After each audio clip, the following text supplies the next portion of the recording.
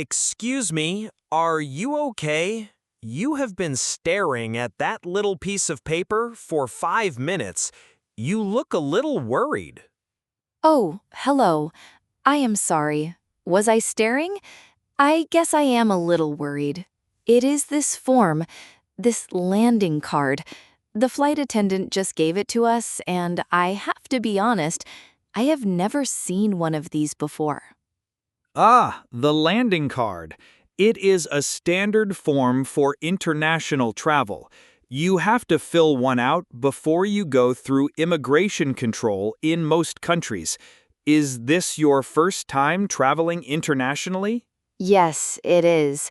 I have traveled a little bit within my own country, but this is my first big trip on an airplane to another country. I am very excited, but also a little nervous about all the official procedures. That is completely understandable. It can be a bit confusing the first time. The form looks very official, but it is actually quite simple. It does not look simple to me. There are so many boxes and questions. I do not want to make a mistake and get into trouble with the immigration officer.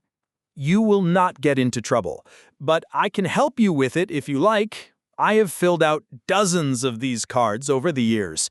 We can go through it together, step by step. Would you really do that? That would be amazing. Thank you so much. I do not have a pen either. Do not worry, I have an extra one you can borrow. Here you go. Now, let's look at the first section. It is usually for your personal information. Does it ask for your family name first? Yes, the first box says family name. Is that the same as my last name or my surname? Exactly. Family name, last name, and surname all mean the same thing.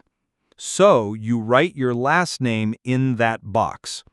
It is a good idea to write in all capital letters to make it very clear and easy to read. Okay, I have written my family name in capital letters. The next box says given names. Should I write my first name and my middle name there? Yes, you should write your first name and your middle name exactly as they appear on your passport.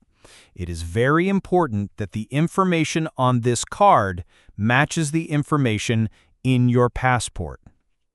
That makes sense. Okay, I have written my given names. The next part is date of birth.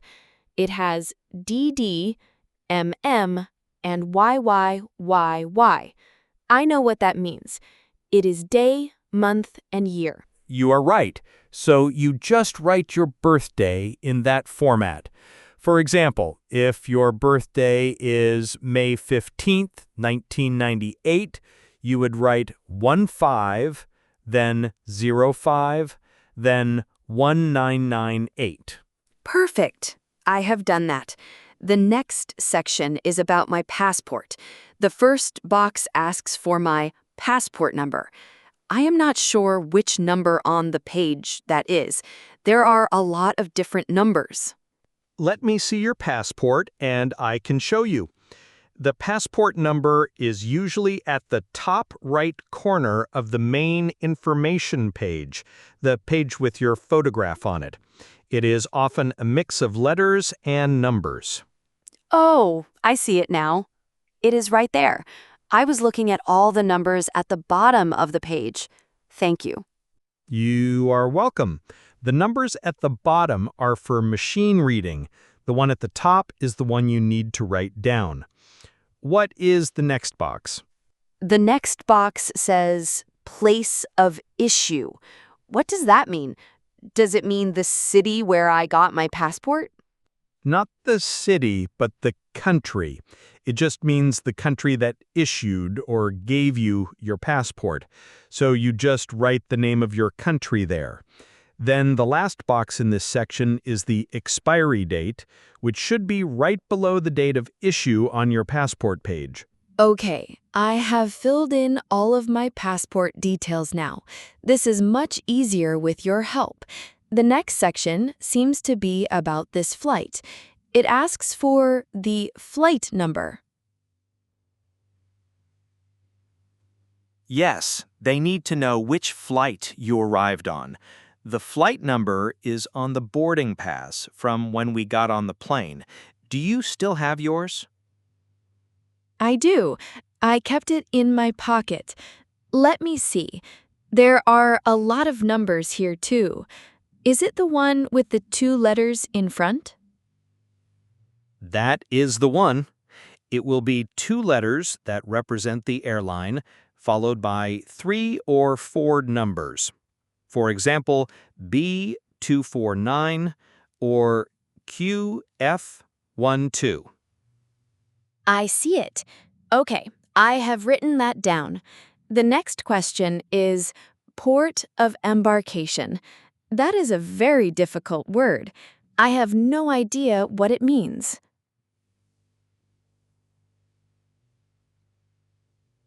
It is a very formal word. You will not hear it in normal conversation. It simply means the city where you started your journey today, the city where you got on this airplane. Oh, I see.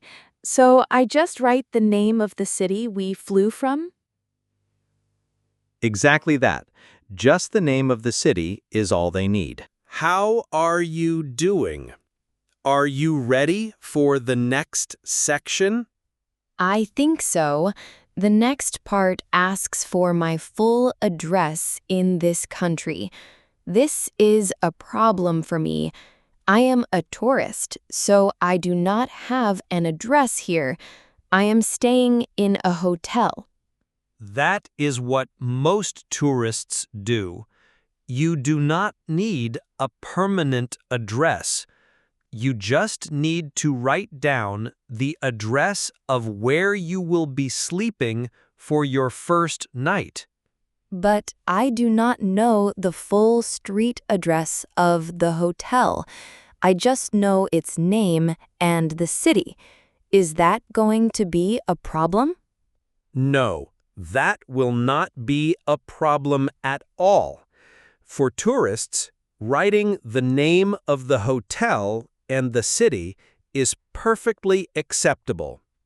The immigration officers understand that you will not know the full street address by heart.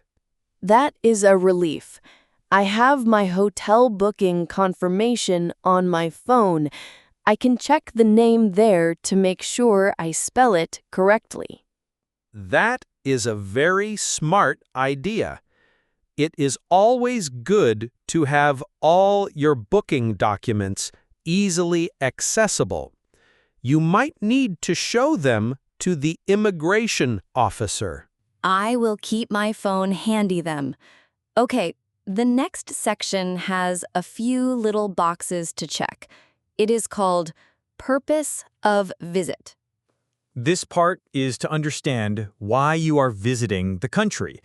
What are the options that you can choose from? The options are tourism, business, study, visiting friends or relatives, and other. I am here for a holiday, so I should check tourism, right? Yes, if you are here for a vacation to see the sights, then tourism is the correct box to check. Well, I am here for a holiday, but I am also planning to visit my friend who lives here. So now I am a little confused. Should I check tourism or should I check visiting friends or relatives? That is a very common point of confusion. The main reason for your trip is the holiday, correct? The visit to your friend is just one part of your holiday. Yes, that is right. I am only seeing my friend for 1 or 2 days out of my 10-day trip. In that case, tourism is still the best and most accurate answer. Visiting friends is considered a tourist activity. You would only check the other box if the only reason for your entire trip was to stay with your family or friends. Thank you for clarifying that. I will check the tourism box. The next question asks for my length of stay. That just means how long you are planning to be in the country. You should write the total number of days or weeks. How long is your trip? I am going to be here for 10 days. So should I write the number 10 and then the word days? That is perfect. 10 days is exactly what they need to know. That is an easy one. What is the last question in this section? The last question is occupation. What should I write for that? I am currently a university student. I do not have a professional job. Then you should write student. That is your current occupation. It is a very common and normal answer. You do not need to be more specific than that. Great. I have written student. That seems to be the end of the front side of the card. I think I need to turn it over now. Yes, the back of the card is usually the customs declaration. This is a very important section. It is where you declare, or officially state, what you are bringing into the country. I see a lot of questions with yes or no boxes next to them. The first one is, are you bringing any fresh food, plants, or seeds? That is a very standard customs question. Most countries have strict rules to protect their local environment. I did not bring anything like that, so I will check no. Do you have any food with you? No, I ate all my snacks on the plane. I do not have any food with me, so I will check no as well. The next question is about bringing in large amounts of money. I definitely do not have that problem. Me neither. So you can check no for that one too. The final question is usually about bringing in goods for commercial purposes, meaning things you plan to sell. I only have my own clothes and my camera. I am not bringing anything to sell. So it looks like it is no for all of these questions for me. That is good. It makes going through customs much faster. The most important thing in this section is to be honest. It is much better to declare something than to get caught trying to hide it. That is good advice. I have checked no for all the customs questions. At the very bottom of the card, there is a large box that says signature. This is the final step. You just need to sign your name in that box. There is one very important thing to remember here. Your signature on this card must look the same as the signature in your passport. Oh, of course. They will probably compare them to make sure it is really me. Let me just get my passport out again to look at my own signature. It is a good thing you reminded me. It is always a good idea to check. Okay, now that you are all finished, the last thing to do is to give the whole card a final review. Just read through all your answers one more time. Why should I do that? To check for any small mistakes, make sure you did not accidentally write the wrong number in your passport details or that you spelled your name correctly. It is easy to make a small error when you are tired from a long flight. Also, make sure your writing is clear and easy to read. So, does everything look correct? Yes, I have checked it all twice. My name is spelled correctly, the passport number is right, and all the details are accurate. I think I am finally done. Congratulations! You have successfully filled out your first lending card. It was not so bad, was it? It was not bad at all with your help. If you were not sitting here, I think I would still be staring at the blank form with a panicked expression on my face. I cannot thank you enough for your help and your patience. It was truly my pleasure. I'm happy I could make your first international travel experience a little less stressful. You have done much more than that. I feel so much more prepared and confident to go to the immigration counter now. I know what to expect. That is great to hear.